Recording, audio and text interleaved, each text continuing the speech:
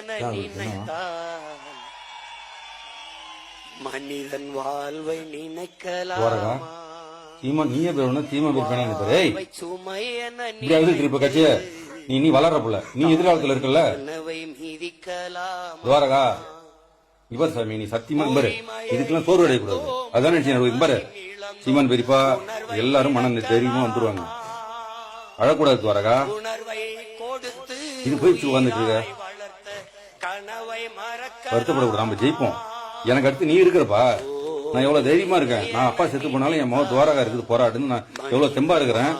எனக்கு அடுத்தது நீ இருக்கிற. இன்னும் 10 வருஷம் ஆகட்டும், 20 வருஷம் ஆகட்டும், நீ வா எம்எல்ஏ எம்பிக்கு வா. உனக்கு என்ன 17 வயசு 17 18 வயசு போட்டா தானே நீ இன்னும் போய் வா 30 40 வயசுக்கு வா துவாரகா. பேசு என்ன பெரியப்பா எவ்வளவு வழியில இருப்பாரு சீமான் பெரியப்பா.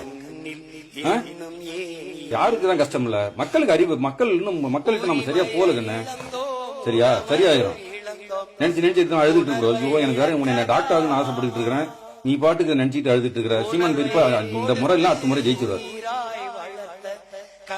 வருத்தப்படாது சாமி.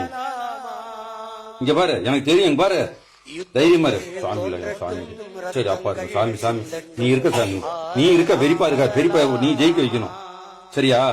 இங்க பாரு நீ ஜெயிக்க வைக்கணும் பெரியப்பா. புரியுதா சாமி? துவாரகா துவாரகா இங்க பாரு பேசக்கூடாது துவாரகா. யாருக்குதான் வழி இல்ல இருக்கட்டும் சாமி. மக்கள் தானே கண்ணு. இன்னைக்கு எல்லாம் இன்னொரு நாளைக்கு ஓட்டு போடு மனம் மாத்தி ஓட்டு போடுவாங்க சாமி. பெரியப்பா கண்டிப்பா முதலமைச்சரா வருவாரு எதிர்காலத்தில். நீ பாப்ப நீங்களாம் இருப்பீங்க, நாங்களாம் இருப்போம், நாமெல்லாம் இருப்போம். புரியுதா? இன்னும் 5 வருஷம் தான்.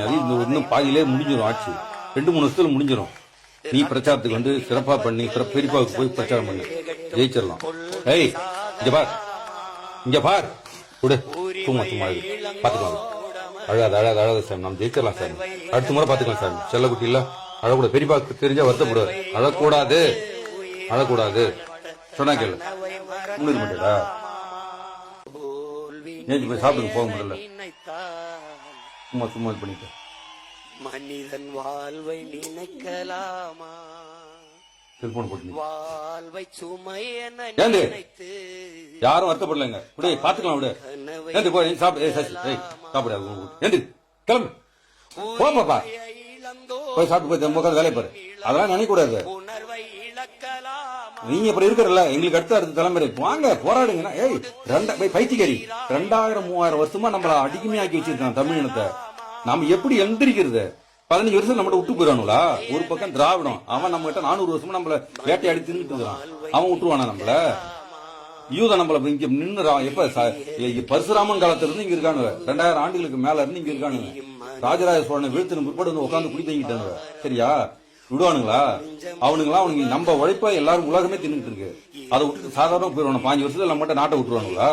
இவனை எதிர்த்து போராடுனா மக்கள்கிட்ட போகணும். நம்ம என்ன கிட்ட நெருங்கணும் சாமி. எனக்கு அடுத்து நீ வந்துட்டல சாமி. அடுத்த தலைமுறைக்கு நீ இருக்கிற.